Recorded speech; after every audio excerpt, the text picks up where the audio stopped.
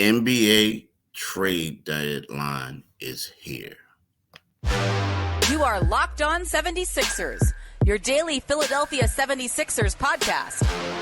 Part of the Locked On Podcast Network, your team every day.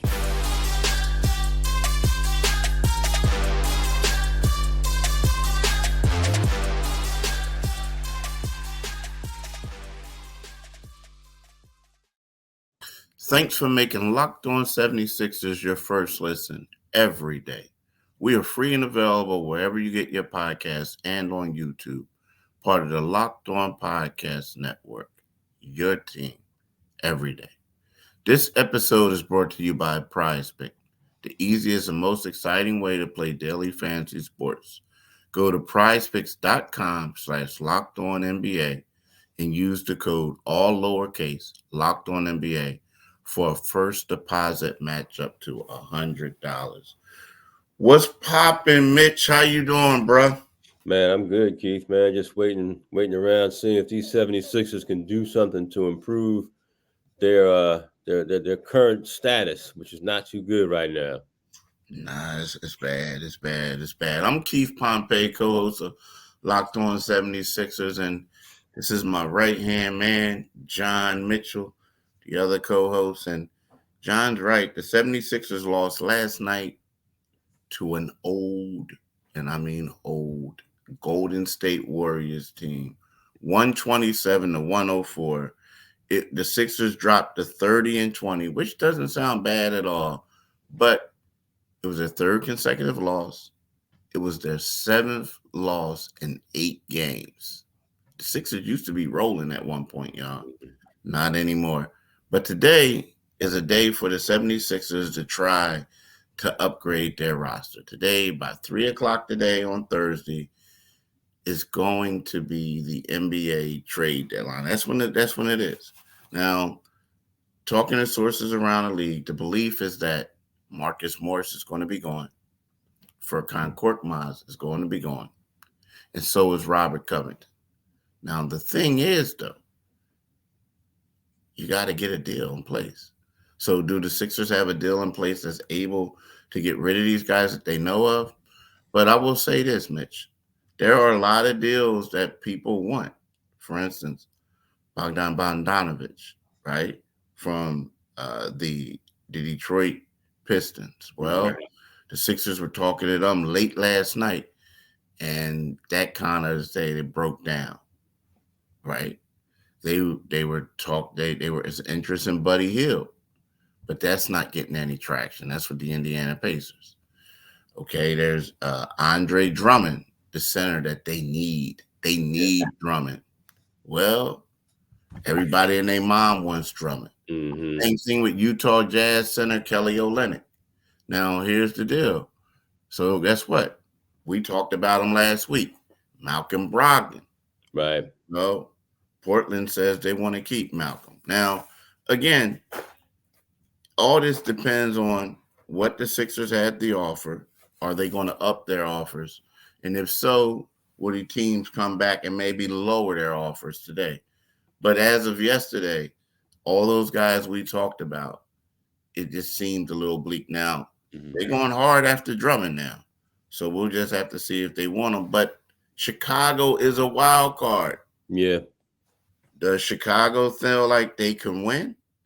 And if they feel like they can win, they're going to need Drummond. But if they feel like they want to reboot, then they'll probably ask for a couple of draft picks for them. So it's a lot, man. There's a lot that's going on, a lot to digest. Yeah, and I don't know, looking at the way they play, a trade would be nice. I mean, I was all in for making a deal when the roster was healthy. And again, the guy, when you look at the way they're playing now, having trouble scoring the basketball, having trouble rebounding, the guy who we've been talking about for a few weeks here is Drummond. But again, Chicago's in that situation. I personally don't think Chicago's going to do much in the, they got to reach the playoffs. And I just don't know if this is the year they're going to make the playoffs or not. So, like you said, they're a wild card. Are they going to be sellers at the trade deadline? We don't know. Um, a guy's name I brought up. I know you're not very high on him. As bad as the 76ers look, having dropped seven of their last 8 and going 4-12 without Joel this year, they desperately need somebody who can help Tyrese Maxey now. And the guy I like is, can you get a DeMar Roseman? Is he worth it? Do you want to get picks involved? What would be the asking price? Is he still even on the market? We hear his name, but they got to do something to shake up, which turned into a mediocre roster now. But one thing they can't do is they can't go into panic mode. The fan base can go into panic mode, but Daryl Moore can't go into panic mode right now. He's got to make a judicious decision on what he's going to do. They're waiting on this Joel Embiid thing to see how that pans out. Will he be back this season? Will he not? And so much of that is contingent on his health. Do you make a deal and still continue to be the same struggling team they've been for a minute? I hate to hear the Malcolm Brogdon thing falling apart because I like him. But yeah, DeJounte Murray, whatever happened to that conversation? Where is that? Is that dead? I mean, I don't think they have enough to get him. That's that's a lot of it right there. Mm-hmm. You know what I mean? Like when you look at it, I was talking to a source yesterday, and they were saying like the Sixers sources. I mean, excuse me, the Sixers, like the stuff that they're offering isn't like what other people offer. Like a lot of these other teams are saying, okay, we got a young star, that they can throw in there with them. Mm-hmm. Then, like, they're trying to seem like they're trying to really work out something with the Lakers, teams like that. Mm-hmm. So that's part of the problem. Like, I honestly think if they made the deal for the Clippers, and they got some nice players and things like that in return, but a lot of them they got nice contracts, but some of them aren't like the enticing players that they wanted. That's why Terrence Mann would have been that guy. Like, if they'd have got Terrence Mann, teams like, okay, we really like Terrence Mann. Well, guess what? You don't have a Terrence Mann type of guy. So next thing you know, OG goes to New York because guess what? New York had nice young talent to come back to the Knicks and return to go to Toronto. So I think that has a lot to do with it. But I mean, the thing is, right now they need a center, like, and you can get a complimentary guy. You can help them, like DeMar DeRozan. I'm not. I mean, who knows? But as of yesterday, I reached out to contact some sources. I'm not hearing anything on that front. Not like that. But what I'm hearing, and then like the guy with Detroit, Bogdanovich, like, yeah, they were in discussions with him. They were in discussions with Alec Burks. It was other players that they around the league that they're talking to. But, right now, I think that their number one priority is to get a big. But Kelly Olynyk, teams want him. Yeah. And a lot of teams want a lot of teams. And you got to give something to get something. That's kind of where the Sixers are. Yeah, yeah. I mean, like, they got draft picks, but nowadays everyone has draft picks. The thing is, it's just, I don't know, man. It just, yesterday was kind of, when you talk to the guys, everyone's saying, yeah, it's not that bad. It's this and that, some of them, but it was, I mean, you could tell, like, players don't expect to be here. Like, Marcus Morris already wrote about that. He doesn't expect to be here. Heck, Pat Bev was joking around with Marcus Morris and KJ Martin saying, hey, it's nice seeing y'all, but it's going to be y'all last day here. Like, y'all, see y'all and stuff like that. People laughing and everything. I asked Marcus about it later. He was like he thought it was funny too, right? You know what I Mhm. mean? But Furkan people dapping him up like this is gonna be the last time they see him. You Right. know what I mean? So I mean something gonna happen, but it just may not be, or something's expected to happen. It just may not be the big thing That that they they need. expected. Yeah. I Yeah. mean, like this team needs a lot, man. This team needs a Yeah. lot, and we'll talk about how bad it looks as of late. When we get back from this live read,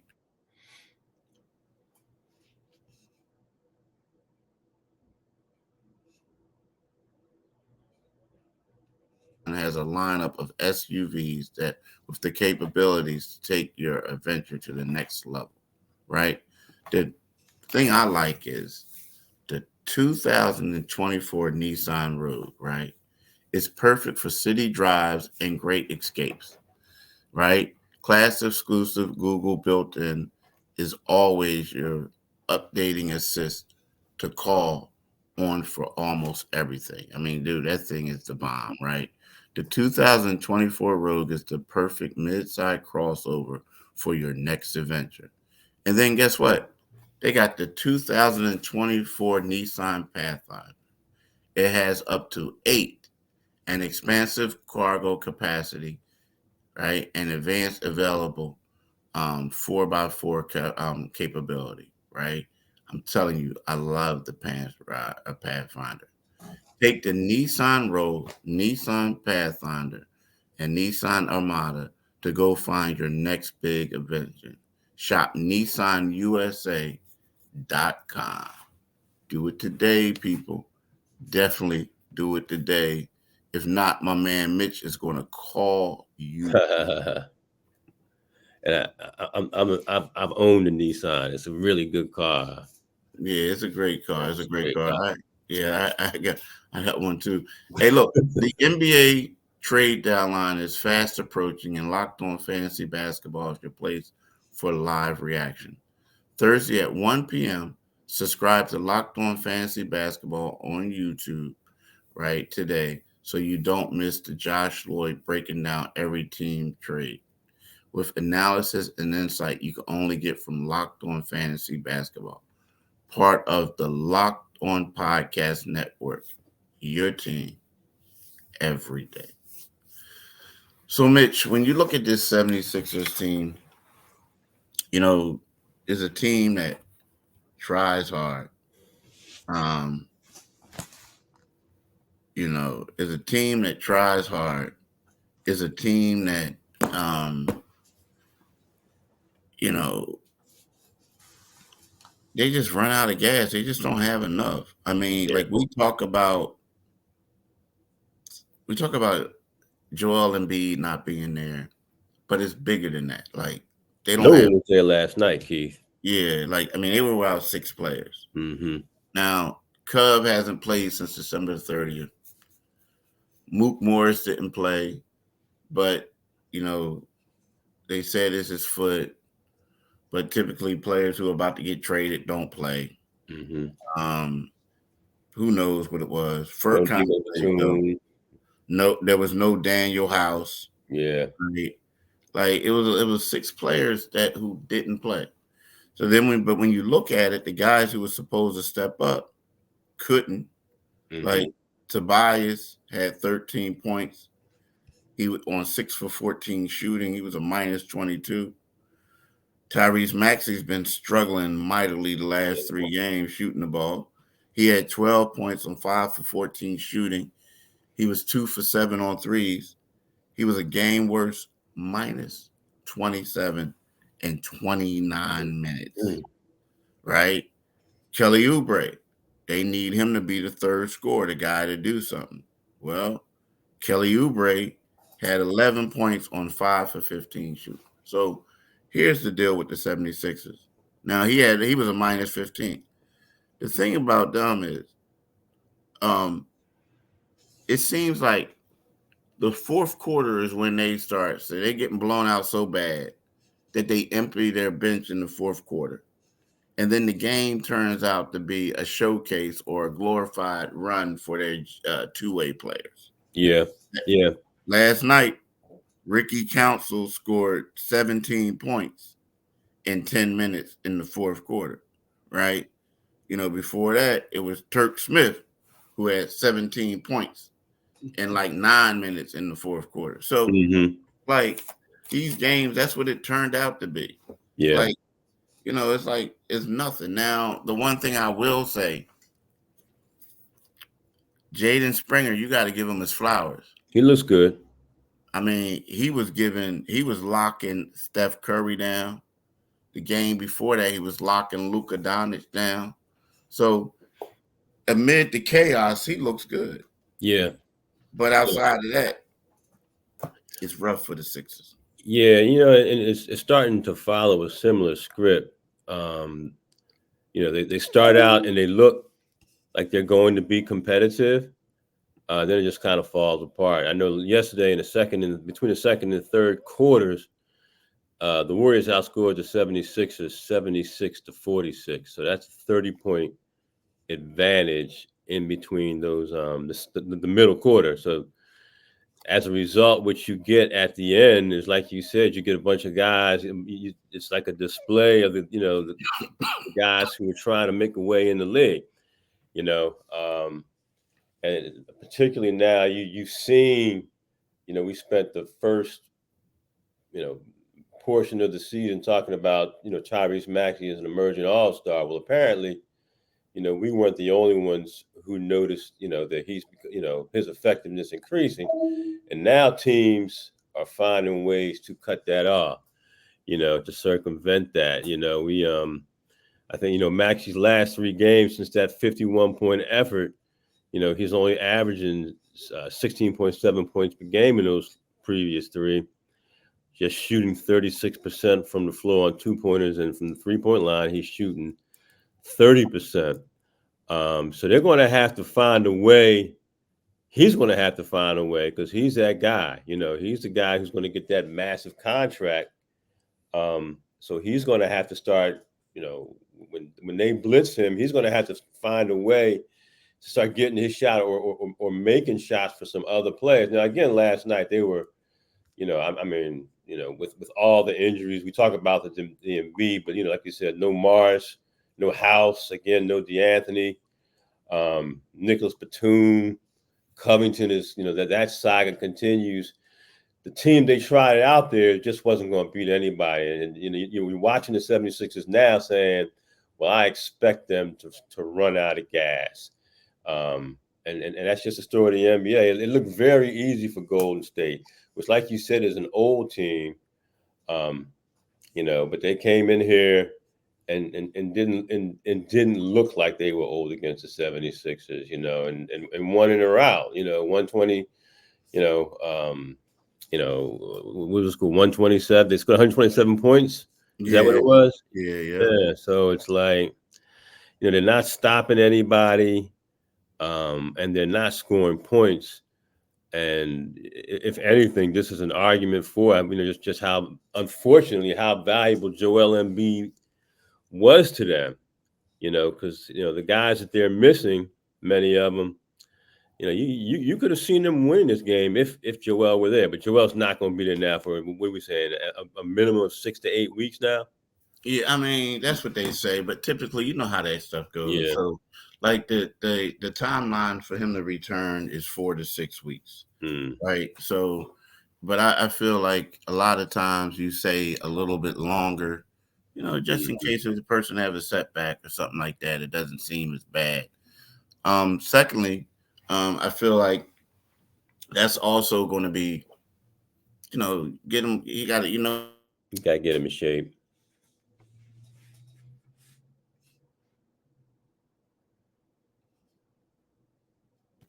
and they don't have any life or any sign, and do they just shut them down?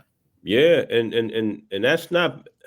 I mean, the more I think about it, what's the purpose of bringing him back this year? I know. It's just February, but they got a rough month of February in front of them. It's going to be hard. I mean, they got, the Knicks, the Cavs, they got some tough teams lined up coming in here to play them that they're going to face. And, when you get Joel back, he's going to gain weight. I mean, anybody who's as active as an NBA player, when you shut him down for 6 to 8 weeks, and again, I think that's the optimistic look. You shut somebody, down, you gain weight, you lose conditioning. We'll be back to talking about ramping him up. So, I don't see the cavalry coming through the door for the 76ers right now. So and again, a guy like Drummond, when you look at what's out there and helping this team's immediate needs, Drummond is a guy. But can they dislodge him from the Bulls, and then the Bulls willing to part ways with him? Yeah. Yeah, that's the problem. I don't. It's going to be tough. It's going to be tough, but we'll see. I mean, it's a guy that they really have to go after, a guy that they really like. But it's kind of tight. You know what I mean? It's kind of tight. Look, y'all, let's talk about PrizePick. PrizePick is America's #1 fantasy sports app with over 3 million members.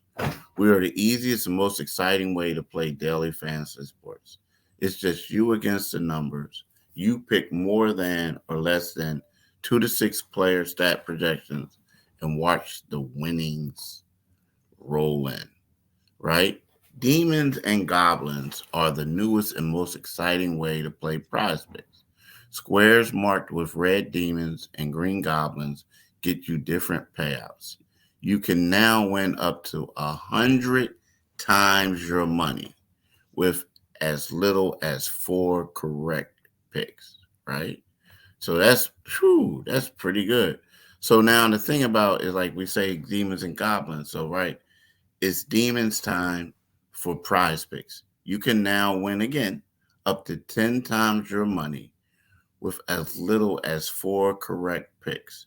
You can turn $10 into $1,000.